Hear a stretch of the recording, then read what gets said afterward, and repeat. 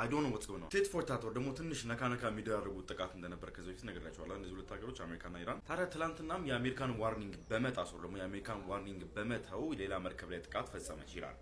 ኮሜርሻል መርከብ ላይ ኢራን ባስቀመጠችላችሁ መንገድ ደግሞ በኢራን ተርም ካልሆነ በቀር በስትሬት ኦፍ ሆርሙዝ በኩል ማለፍ አትችሉም። ኢራን አታሳልፋችሁ በሷ መንገድ ካልሆነ በስተቀር ማለት ነው። ስለዚህ ብዙ ጊዜ ኮሜርሻል መርከቦች ከኢራን ወይ ደግሞ ከኢራን መንገድ ውጪ የሚያልፉ ኮሜርሻል መርከቦች ላይ ጥቃት ትሰነዝራለች እና አሜሪካም ደግሞ ለምን እነሱ ነካሽ ብላ ደግሞ ጥቃት ትሰነዝራለች ሁሌ። ትናንትናው ግን ሰፋ ያለ ነበረ። እኔ እንዴት እንደሆነ አላውቅም። ትናንትናው እኔማ እንደውም ትንሽ ተመልሰው ገቡ ወደ ጦርነት እስኪል ድረስ ለሊት የነበረው ጥቃት like it was wide። መርከቡ ላይ ጥቃት ለመፈጸም ያልተጠቀሙባቸው ቦታዎቹ ላይ ሳይቀሩ በትናንትናው የአሜሪካ ስትራይክ የተመቱት። ምሳሌ መርከቡን ስትራይክ ለማድረግ የተጠቀሙበት ቦታው ይባል በኮስታል ሳይድ ወር ደግሞ በስትሬት ኦፍ ሆርሙዝ አካባቢ የሚገኙ የተለያዩ ቦታዎች ናቸው እና በሻድ እና ምናምን የሚባሉ ቦታዎች እነሱ ላይ ነበር ጥቃት መፈጸም የነበረባቸው። ግን ሳውዝ ዌስት ኢራን ድረስ ሁላ እንትን እየሰማን ነበር። I mean like ኖርዝ ኢስት ኢራን ድረስ ቦምቢንጎች ነበር። ደግሞ ንጋቱን የኢራን አጸፋ መልስ ማለት ነው ባህሬን የሚገኘውን የአሜሪካን ፊፍት ፍሊት ከዛ ደግሞ ኳታር የሚገኝ የአሜሪካ ቤዝ ኩዌት ላይ ደግሞ የተለያዩ ድሮን ጥቃቶች ተሰንዝረዋል። ጠዋት ንጋት ነው አካባቢ ከሴንትራል ኮማንድ እስካሁን ድረስ በኢራን ጥቃት ዙሪያ የወጣ ነገር የለም። ኢራን ይሄ እንደዚህ ያርጋኛለች የሚል ነገር አልወጣም እስካሁን ድረስ። ኢራን ነች ይሄን አጥቅቻለሁ ብላ ያወራችሁ። ብዙ ጊዜ እንደነገርኳችሁ ሴንትራል ኮማንድ ብዙ ጊዜ አያምንላችሁም።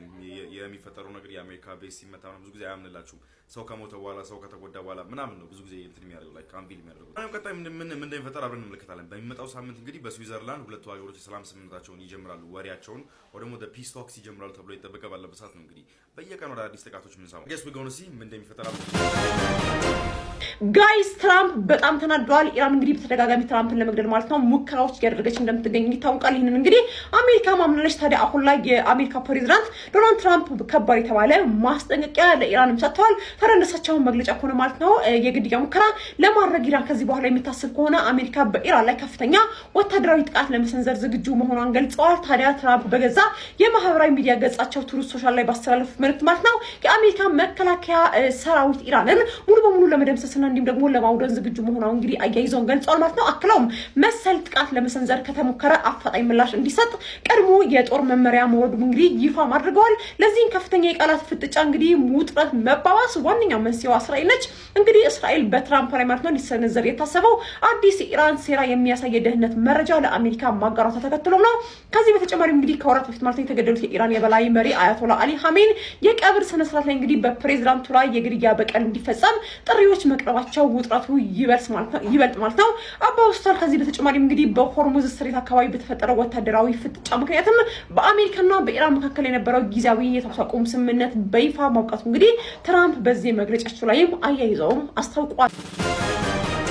እዚህ ጋር የምትመለከቱት ሎጎ እንዲሆነበት ምክንያት በቁማር ምክንያት ነው። ትልልቅ የተባሉ አየር መንገዶችም ቁማር አስይዘዋል ቢባል ማን ያምናል? ይሄ ግን የሆነው በትናንትናው ዕለት ሲሆን ለምን እንደዚህ እንደተፈጠረ ልንገራችሁ። ላይ ኖርዌጂያን ወይም ኖርዌጂያን ኤር እንደምትመለከቱት አንድ ቁማር ለብሪቲሽ ኤርዌይስ ይሰጣቸዋል። እሱም ያለው ማታ በኖርዌይ እና በእንግሊዝ መካከል የተደረገውን ጨዋታ ኖርዌይ የምታሸንፍ ከሆነ ብሪቲሽ ኤርዌይስ በቀጥታ ይሄንን የነሱን ሎጎ ያደርጋል ማለት ነው። እንደዚሁም ደግሞ እንግሊዝ የምታሸንፍ ከሆነ ደግሞ ኖርዌጂያን ኤር እንደምትመለከቱት የብሪቲሽ ኤርዌይ እንዲያደርግ ይነጋገራሉ። ቁማር ያስይዛሉ ማለት ነው። ቁማሩን እንግዲህ እንግሊዝ ታሸንፋለች ማለት ነው። በዚህም ታዲያ ኖርፍላይ ኖርዌጂያን ይሄንን ለማድረግ ተገዷል። እንደምትመለከቱት ብሪቲሽ ኤርዌይስ የሚለውንም ሎጎውን ለአንድ ቀን ቀይሯል። ከዚህ ባለፈም እዚህ ጋር እንደምትመለከቱትም ዌል ፕሌይድ ኢንግላንድ እና ብሪቲሽ ኤርዌይስ ሲል እንደምትመለከቱት ይሄንንም ፖስት አድርጓል። ኪሪያ ኢብራሂም የመጨረሻው ካርድ መዘዙ። ለሻቢያ ከምገረድ ለብልጽግና ብንበረከክ እመርጣለሁ ብለዋል። የቀድሞዋ የፌዴሬሽን ምክር ቤት አፈ ጉባኤ ኪሪያ ኢብራሂም ቃለ መጠይቅ ያደረጉ ሲሆን ከህወሓት ጋር ተደርጎ ለሻቢያ ከመገረድ በብልጽግና አንገት መድፋት ይሻለኛል ብለዋል። ኪሪያ ከፋና ቲቪ ጋር ባደረጉት ቃለ ምልልስ ትግራይን በበላይ የተቆጣጠሩት እነ ደብረጽዮን ገብረ ሚካኤል የትግራይን ህዝብ ለሻቢያ አሳልፈው በመስጠትም ወንጅለዋል። ኪሪያ የቀድሞ ድርጅታቸው ህወሓት ትግራይን ለማጥፋት ይመኛል ላሉ ሻቢያ ተላላኪ ሆኖ እየተገረደ ነው ብለዋል። ህወሓት የብልጽግና ተንበርካኪ መሆን የለብንም ነው የሚለን ያሉት ኪሪያ ለሻቢያ ከምገረድ እዚህ ብንበረከክ ነው የምመርጠው ብለዋል። ስለ ጉዳዩም ትላላችሁ። ከተስፋ መቁረጥ ወደ አዲስ ህይወት መጀመር ለህፃን መሐመድ ሰይድ ሆነ። በአማራ ክልል ደቡብ ወሎ ዞን ደላንታ ወረዳ ተወልዶ ያደገው ህፃን መሐመድ ሰይድ ገና የ1 ዓመት ከ6 ወር ህፃን ሳለ በተዳፈነ እሳት ላይ በመውደቁ በፊቱ በአንገቱ በደረቱና በግራ እጁ ላይ እጅግ ከባድ የቃጠሎ አደጋ ደርሶበታል። ከአደጋው በኋላ ቤተሰቡ በአፋጣኝ ወደ አቅራቢያው የሚገኘው ጤና ጣቢያ ቢወስዱትም በተቃጠለው አካል ላይ ከባድ ኢንፌክሽን በመፈጠሩ ወደ ከፍተኛ ሆስፒታል ሪፈር ተደርጎ በዚያም ለ20 ቀናት ከታከመ በኋላ ከዚያ በላይ የሚደረግለት ህክምና የለም ተብሎ ወደ ቤቱ ተመልሷል። ዓመታት እያለፉ ሲሄዱ የቃጠሎ ጠባሳ በመኮማተሩ ህፃኑ እጅግ ከፍተኛ የአካል መጨማደድ ተፈጠረበት። ይህ ከባድ የአካል መጨማደድ አንገቱን ከደረቱ ጋር በማጣበቅ ራሱን ቀና አድርጎ መያዝ ተሳነው። እጁም ከደረቱ ጋር በመጨማደዱ መዘርጋት አልቻለም። አፉንም መዝጋት የማይታሰብ ሆነበት። ታዲያ የፊቱ መዛባት ምክንያትም አይኑን በትክክል መጨፈንም አልቻለም ነበር። በዚህ ምክንያት እንደ ዕድሜ ኩዮቹ መጫወት መማርና መደበኛ ህይወት መሳተፍ በእጅጉ ተገድቧል። በዚህ ወቅት የህፃኑ አጎት የሆነው የጤና ባለሙያ አቶ መሐመድ ዩሱፍ ጉዳዩን በመመልከት በፕላስቲክና ሪኮንስትራክቲቭ ቀዶ ህክምና ሊታከም እንደሚችል ለቤተሰቡ አስረዳቸው። አሁን እንዴት ይድናል በማለት ተስፋ ቆርጦ ነበር። አጎቱ ግን ተስፋ ሳይቆርጥ ቤተሰቡን አሳምኖ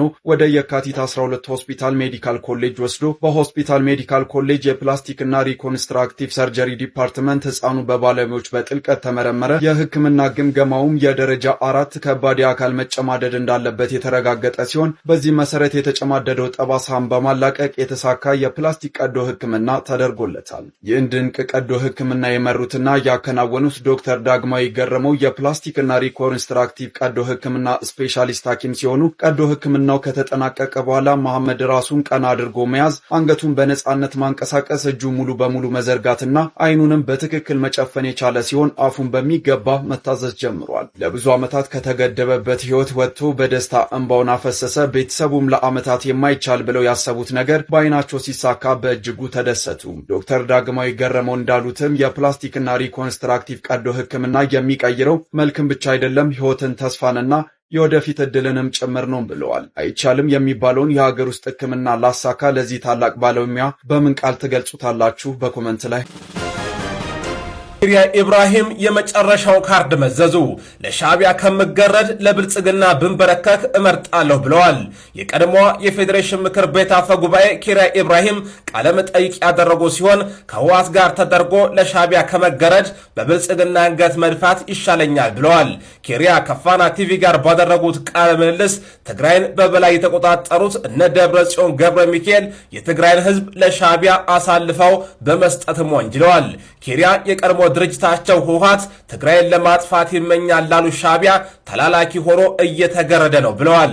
ህወሓት የብልጽግና ተንበርካኪ መሆን የለብንም ነው የሚለን ያሉት ኪሪያ ለሻዕቢያ ከምገረድ እዚህ ብንበረከክ ነው የምመርጠው ብለዋል። ስለ ጉዳዩ ምን ትላላችሁ? ኢና ሊላሂ ወኢና ኢለይሂ ራጂዑን። የቀጠር የቀድሞ መሪ የነበሩትና የአልጀዚራ ቻናል ፋውንደር የሆኑት እንዲሁም ደግሞ ቀጠሪዎች በቅጽል ስማቸው አልአሚር አልዋሊድ ወይም አባትየው አሚር ብለው የሚጠሯቸው ሼክ ሐመድ ቢን ኸሊፋ አልሳኒ መሞታቸውን እንግዲህ የቀጠር መንግስት አሳውቋል። ወደ አኺራ መሄዳቸውን እኒህ ሰውዬ እንግዲህ የአሁኑ የቀጠር መሪ ሼክ ተሚም ቢን ሐመድ አልሳኒ አባት ናቸው።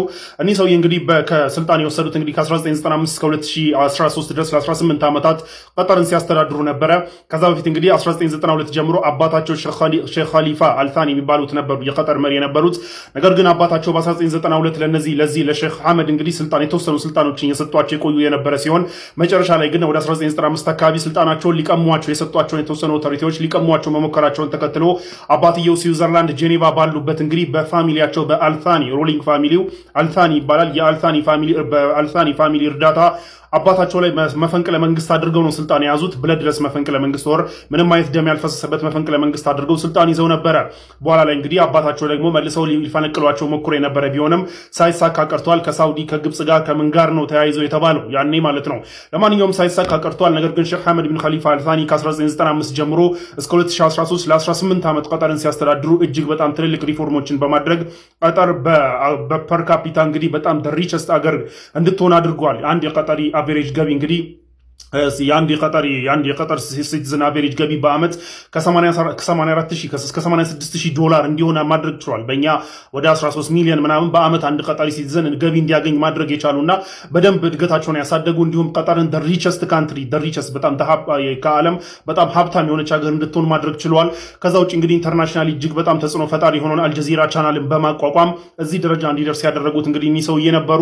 ከዛ ውጭ እንግዲህ ቀጠር በዲፕሎማሲም እንደ ልቧ እንድትንቀሳቀስ በተለይ በአሜሪካና ታሊባን መካከል የነበረውን ዲፕሎማሲ በዓለም በጣም ትልቅ የሚባለውን ዲፕሎማሲ ማስፈጸም የቻለች አገር እንድትሆን ማድረግ ችለዋል። በኋላ ላይ እንግዲህ 2013 ላይ እሳቸው እንግዲህ ከአባታቸው በፈንቅለ መንግስት ነው ስልጣን የወሰዱት። አባታቸው አላስረክብ ማለቱን ተከትሎ እሳቸው እንግዲህ 2013 ላይ ስልጣናቸውን በፈቃደኝነታቸው ለአራተኛው ልጃቸው ሼክ ተሚም ቢን ሐመድ አልታኒ አሁን ቀጠር ለሚመራው ለአራተኛው ልጃቸው አስረክበው እንግዲህ ቁጭ ብለው አልአሚር አልዋሊድ ወይም አባትየው አሚር ተብለው በክብር ተቀምጠው ነበረ። በኋላ ላይ እንግዲህ በዛሬው ዕለት እንግዲህ ህይወታቸው ማለፉን አሳውቋል ማለት ነው የቀጠር መንግስት። ኢና ሊላሂ ወኢና ኢለይሂ ራጂዑን። እኛም የአላህ ነን ወደሱም ተመላሾች ነን።